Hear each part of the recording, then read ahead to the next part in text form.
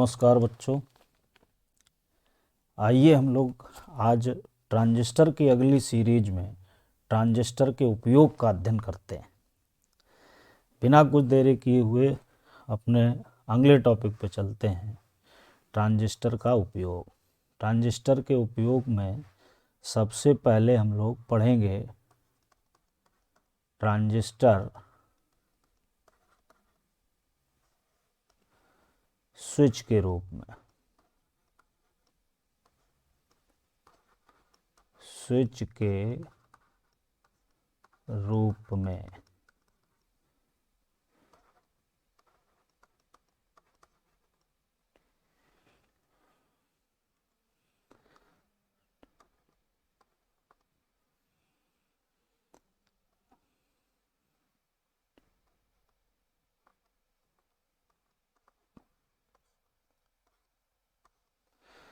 तो इसका परपथ आरेख बच्चों, सर्किट डायग्राम आप लोग देख रहे हो सामने है।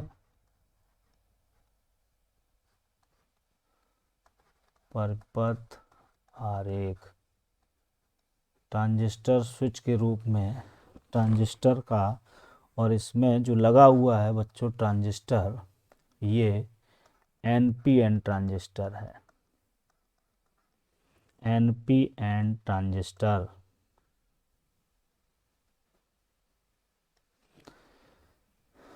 तो इसमें हम लोग अध्ययन कर रहे हैं एनपीएन ट्रांजिस्टर स्विच के रूप में। आइए आगे बढ़ते हैं। इसमें देखो, ये उत्सर्जक आधार संधि है, इसको इनपुट सर्किट बोलते हैं।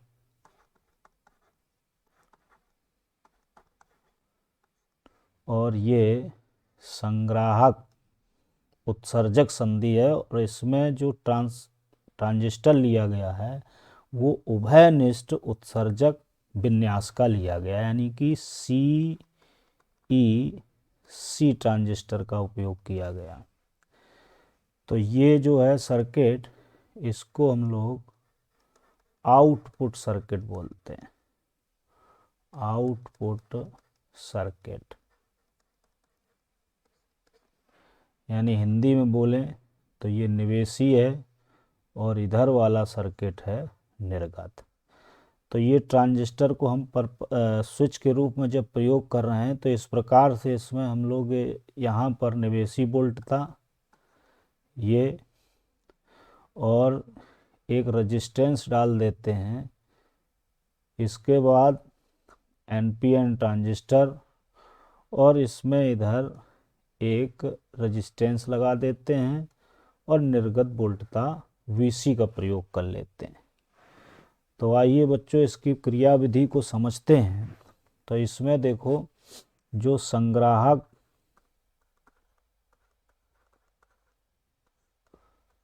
उत्सर्जक परपथ है, संग्राहक उत्सर्जक परपथ में किरचॉफ के नियम का उपयोग करते हैं। किरचॉफ के नियम से देखिए, किरचॉफ के नियम से इसमें रिजल्ट क्या मिलेगा। जैसे आउटपुट वोल्टेज को हम यहाँ पर प्रदर्शित करना चाहें तो इसको हम लोग VCE बोलेंगे। क्या बोलेंगे? VCE। तो अब इधर बच्चों देखो, इसमें धारा, इस रेजिस्टेंस में धारा, इस वाले में ये धारा जा रही है IC, और ये रेजिस्टेंस है RC। तो इसमें आप लोग ऐसे लिख सकते हैं IC RC इक्वल टू, अब आप ये पूरा सर्किट एक ऐसे बंद पास के रूप में देख लीजिए। ऐसे ऐसे लाइए इसको घुमा के, ऐसे इस प्रकार से। तो इधर और कोई रेजिस्टेंस लगा नहीं है, ये वोल्टेज लगा हुआ है।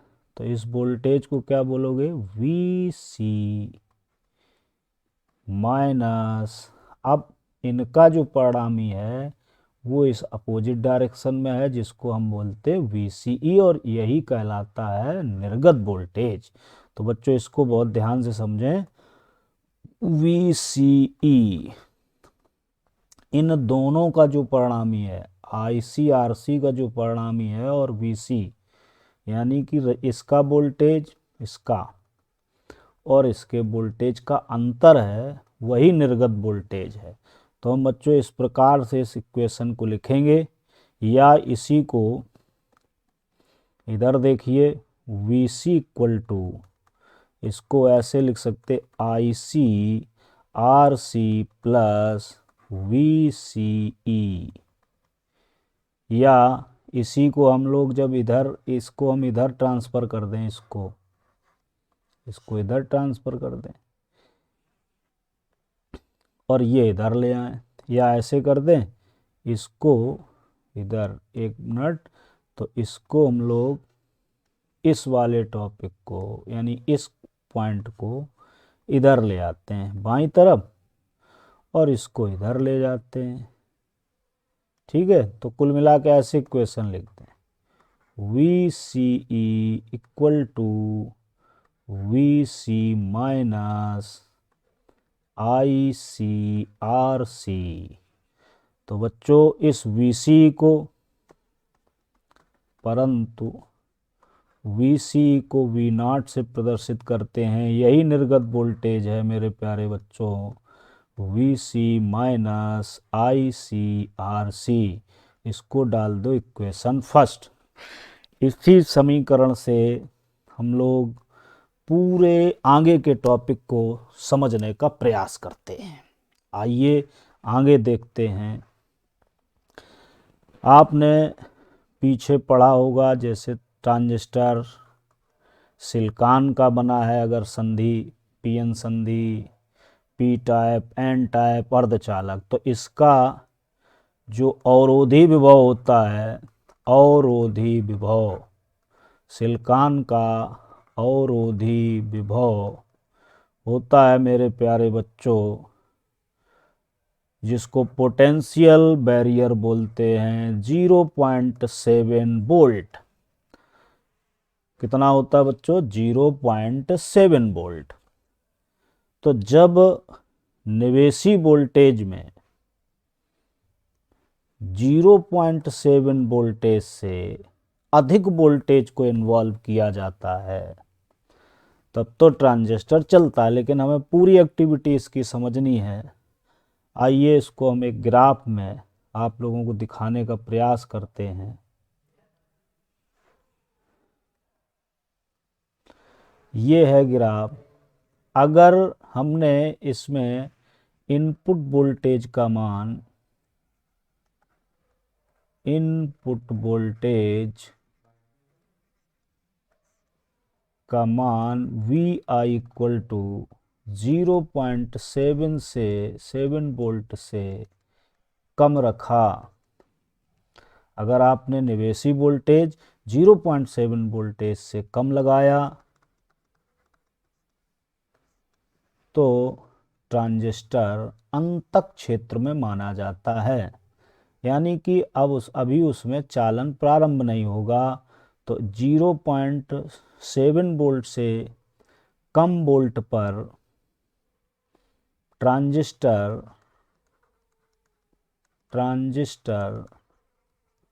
ऑफ कंडीशन में माना जाता है, ऑफ स्थिति में माना जाता है।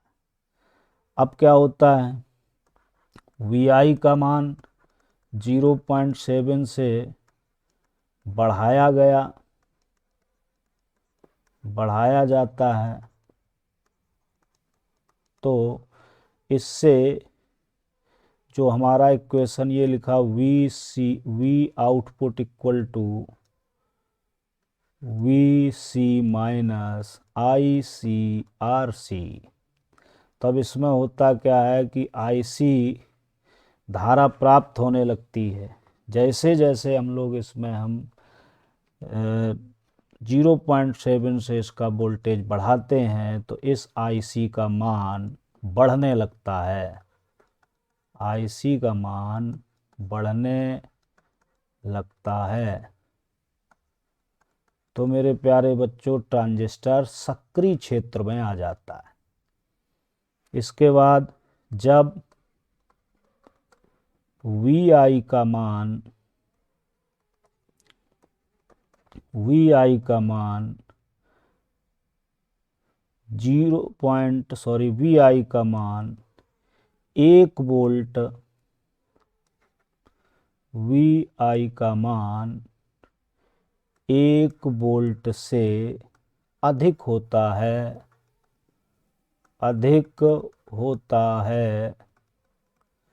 तो ट्रांजिस्टर मेरे प्यारे बच्चों संतृप्त क्षेत्र में चला जाता है, संतृप्त क्षेत्र में होता है।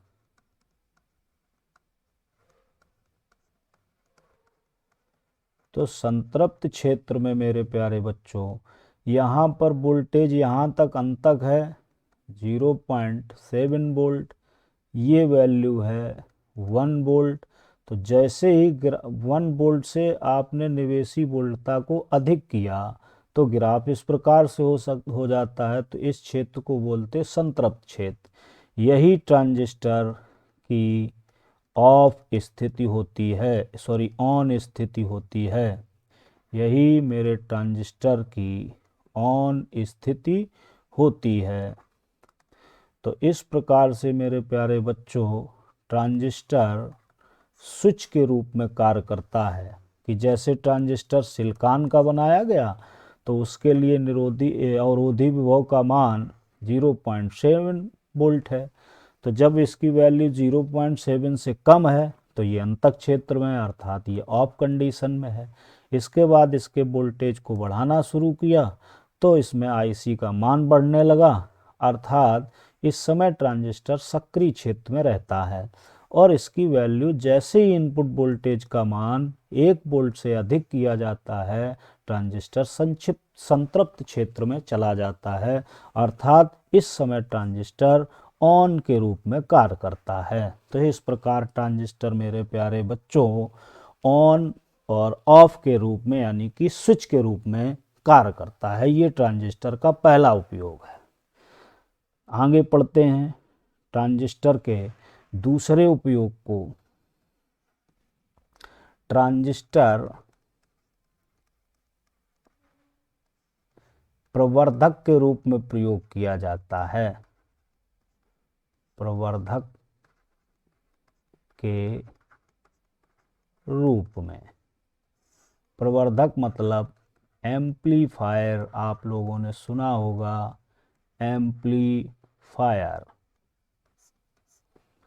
तो मेरे प्यारे बच्चों एम्पलीफायर को आप लोगों ने सुना, इसमें क्या होता है, जो निम्न वोल्टता होती है उसको उच्च वोल्टेज के संकेतों में परिवर्तित किया जाता है। आइए इसको भी समझते हैं। ये भी एनपीएन ट्रांजिस्टर का ये परपथ आरेख है। ट्रांजिस्टर स्विच के रूप में जो परपथ आरेख है वो चित्र में दर्शाया गया है। इसमें एनपीएन ट्रांजिस्टर इसमें भी उपयोग किया गया है।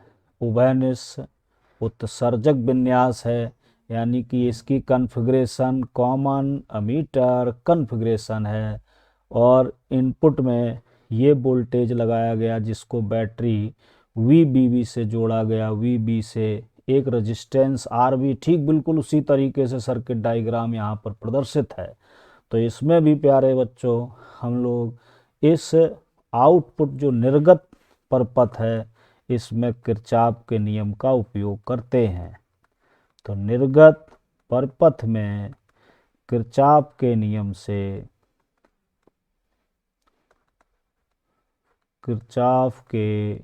नियम से वही समीकरण हम इसमें प्राप्त करते हैं। V output equal to VC minus ICRC, या V आउटपुट की जगह पर हम यहाँ पर प्रयोग कर सकते हैं VCE equal to VC minus IRC। आप यहाँ पर देखिए जैसे ये सर्किट, ये रेजिस्टेंस लगा है आरसी, इसमें धारा, तो इसका वोल्टेज हम लोग आईसी आरसी लिखते हैं। क्या लिखेंगे बच्चों? IC RC. और इसका वोल्टेज है वीसी, तो इनका परिणामी कितना हो गया आप लोग देख पाएंगे, वी ओ बराबर या वी आउटपुट बराबर V C minus I C R C. यही हम लोगों ने यहाँ पर इसमें दर्शाया है। एक समीकरण ये हो गया, तथा दूसरा समीकरण इसमें बनाते हैं धारा का, I equal to I B plus I C. यानी कि इसमें देखिए ये निवेशी धारा है जिसको हम आई बी कहते हैं, ठीक, और आई सी भी निवेश कर रही है, लेकिन निकलने वाली जो धारा यहाँ पर इस ट्रांजिस्टर से वो आई होती है। तो इसमें एक संबंध होता है, I equal to I B plus I C equation 2। अब इसमें मेरे प्यारे बच्चों कि जैसे ये संकेत निवेश किया गया है, अब ये देखना है कि ये प्रवर्धक यानी एम्पलीफायर कैसे करता है। तो ये संकेत देखिए, इसका आयाम इतना है आयाम, और यहाँ पर आयाम क्या होता है, बढ़ जाता है। यानी कि ये छोटे आयामों को ऐसे परिभाषा दे सकते हैं कि निवेश में अगर हमने आयाम छोटे प्रयोग किए हैं तो ये कन्वर्ट कर देता है बड़े आयामों में। यही होता है ट्रांजिस्टर प्रवर्धक के रूप में। तो अब बच्चों देखो कि जब आपने ये प्लस सिरा लगाया तो इसमें आप ये देख पा रहे हैं कि जैसे प्लस सिरा लगाया तो जो ये यहाँ पर ट्रांजिस्टर यहाँ यानी कि ये पी भाग होता है, ये एन है, ये एन है। तो अब इसमें पी प्लस का हो गया तो अग्रभनत इसका बढ़ गया, इंक्रीज कर गया, अग्रभनत में वृद्धि हो गई। तो बच्चों अग्र अभिनत में जब वृद्धि हो जाती है तो इससे उत्सर्जक धारा के मान में वृद्धि होती है। तो जैसे ही उत्सर्जक धारा के मान में वृद्धि होती है तो मेरे प्यारे बच्चों आईसी में भी वृद्धि हो जाती है। तो आईसी में जब वृद्धि हो जाती है तो ये आप देख रहे हो, जब आईसी बढ़ी तो आईसी इंटू आरसी का मान बढ़ा समीकरण 1 के आधार पर। तो समीकरण 1 के आधार पर तो अब ये वीसी का मान क्या हो गया, कम हो गया। क्या हुआ, कम हुआ। तो कम हुआ, लेकिन इसमें है क्या, एक बात ध्यान दो, ये वीसी की वैल्यू तो कम हुई, वीसी का मान कम हो गया, लेकिन मेरे प्यारे बच्चों ये वीसीई का जो धन सिरा है ये संग्राहक टर्मिनल से जुड़ा हुआ है।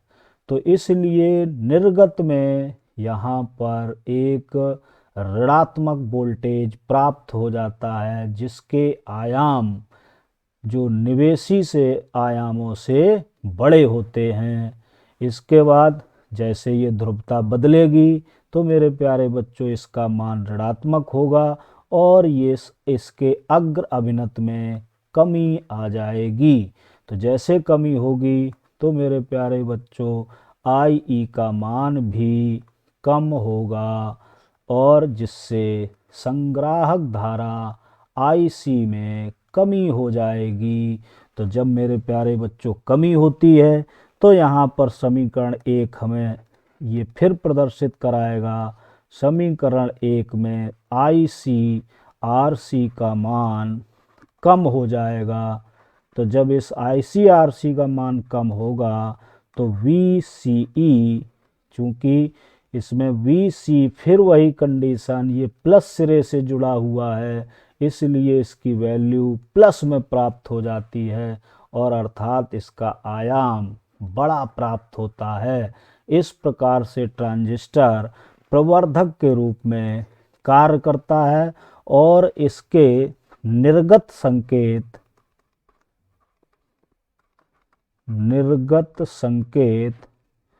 व निवेशी संकेत में